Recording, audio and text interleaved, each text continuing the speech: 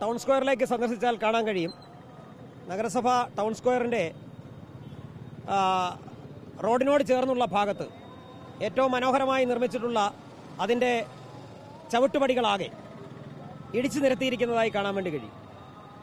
Town സ്ക്വയറിൻ്റെ നിർമ്മാണത്തിന് മുമ്പ് PWDയും KRFBയും എല്ലാ സ്റ്റേക്ക് ഹോൾഡേഴ്സുമായി നടന്നിട്ടുള്ള ചർച്ചയുടെ അടിസ്ഥാനത്തിൽ മേൽപ്പാലത്തിൻ്റെ നിർമ്മാണത്തിന് ആവശ്യമായ സ്ഥലം വിട്ടുകൊടുത്ത് അതിൻ്റെ അലൈൻമെൻറ്റ് മാർക്ക് ചെയ്ത ശേഷമാണ് നിർമ്മാണ പ്രവർത്തനങ്ങൾ നടത്തിയത്.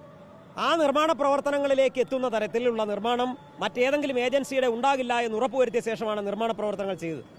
എന്നാൽ ഇപ്പോൾ ആരാണ് അത് ഇടിച്ചു കളഞ്ഞിരിക്കുന്നതെന്നറിയില്ല. PWD എന്ന് പറയുന്നു, KRFB എന്ന് പറയുന്നു. പക്ഷേ ഇവിടെ ഒരു പ്രധാനപ്പെട്ട പ്രശ്നം, നഗരസഭയുടെ ആസ്തി ഏതെങ്കിലും തരത്തിലേക്ക് അതുമായി ബന്ധപ്പെട്ടുള്ള ഒരു നടപടി ഉണ്ടാകുമ്പോൾ ആദ്യം അത് നഗരസഭ കൗൺസിലിനെ അറിയിക്കുക എന്നുള്ളതാണ്. മാത്രമല്ല, പത്തനംതിട്ടയുടെ അഭിമാന പദ്ധതിയാണ് ടൗൺ സ്ക്വയർ. ആ ടൗൺ സ്ക്വയറിൽ ഈ ലോകമറിയുന്ന രണ്ടുപേരുടെ സ്മാരകങ്ങളുണ്ട്. KK നായർ സാറിൻ്റെയും അതുപോലെ തന്നെ ജസ്റ്റിസ് ഫാത്തിമ ബീവിയുടെയും സ്മാരകമാണ്.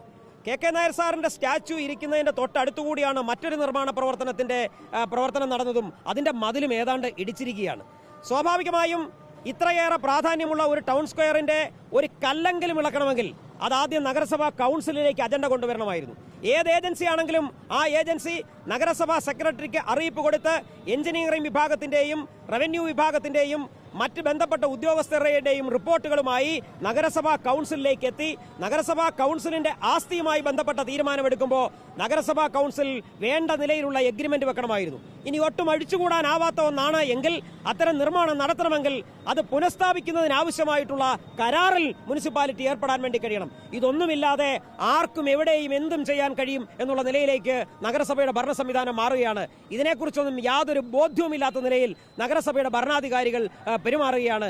നഗരസഭയുടെ യഥാർത്ഥത്തിൽ വരുന്ന പ്രശ്നങ്ങളല്ല അവർക്ക് പ്രാധാന്യത്തോടുകൂടി കാണാനുള്ളത്. നഗരസഭയുടെ ആസ്തികൾ സംരക്ഷിക്കുക എന്നുള്ള യാതൊരു ഉത്തരവാദിത്വവും അവർ നിർവഹിക്കുന്നില്ല. അതുകൊണ്ട് തന്നെ ഇടതുപക്ഷ ജനാധിപത്യ മുന്നണിയുടെ കൗൺസിൽ അംഗങ്ങൾ വളരെ ശക്തമായി ഈ വിഷയം ഇന്നത്തെ കൗൺസിൽ യോഗത്തിൽ ഉന്നയിച്ചു. വലിയ നിലയിലുള്ള അപകടകരമായിട്ടുള്ള ഒരു പോക്കാണ് പത്തനംതിട്ട നഗരസഭയിലെ ഭരണസമിതി ചെയ്തുകൊണ്ടിരിക്കുന്നത്. ഈ നഗരസഭയുടെ ആസ്തികൾ ഒന്നൊന്നായി ഇല്ലാതെയാക്കാൻ നടത്തുന്ന ഈ ശ്രമത്തിനെതിരായിട്ടാണ് ഇടതുപക്ഷ ജനാധിപത്യ മുന്നണി ശക്തമായി പ്രതിഷേധിച്ചത്. ഇത് കക്ഷി രാഷ്ട്രീയത്തെ അതീതമായി പത്തനംതിട്ടയെ സ്നേഹിക്കുന്ന ലോകത്തിന്റെ വിവിധ ഭാഗങ്ങളിലുള്ള മലയാളികൾ ഇന്ന് അഭിമാനത്തോടു കൂടിയാണ് ടൗൺ സ്ക്വയറിനെ നോക്കിക്കാണുന്നത്. അത് ഏതെങ്കിലും ഒരു ഭരണസമിതിയുടെ കാലത്തുണ്ടായി എന്നുള്ളതല്ല, അത് പത്തനംതിട്ടയുടേതാണ്, പത്തനംതിട്ടയുടെ അഭിമാനമാണ്.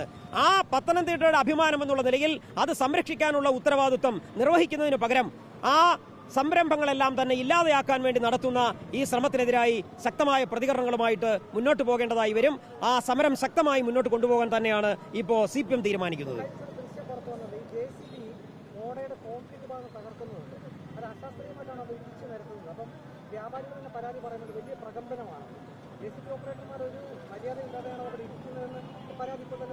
അത് കടുത്ത നിയമവിരുദ്ധ പ്രവർത്തനമാണ് ഇപ്പോൾ നടക്കുന്നത്. കാരണം മുനിസിപ്പാലിറ്റിയുടെ ആസ്തിയുമായി ബന്ധപ്പെട്ട് ഒരു കല്ലെങ്കിലും ഇളക്കണമെങ്കിൽ നഗരസഭയുടെ ഉദ്യോഗസ്ഥരുടെ സാന്നിധ്യത്തിൽ മാത്രമേ ചെയ്യാൻ കഴിയൂ.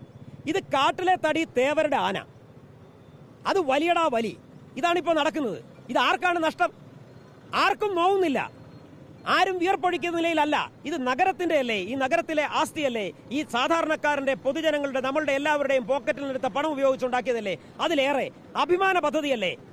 അതിന്റെ ഒരു കല്ലിളക്കുമ്പോൾ നമുക്ക് നോവേണ്ടേ? അങ്ങനെയല്ല ചെയ്യുന്നത്. അതിന് നിയമമില്ലേ ഈ രാജ്യത്ത്?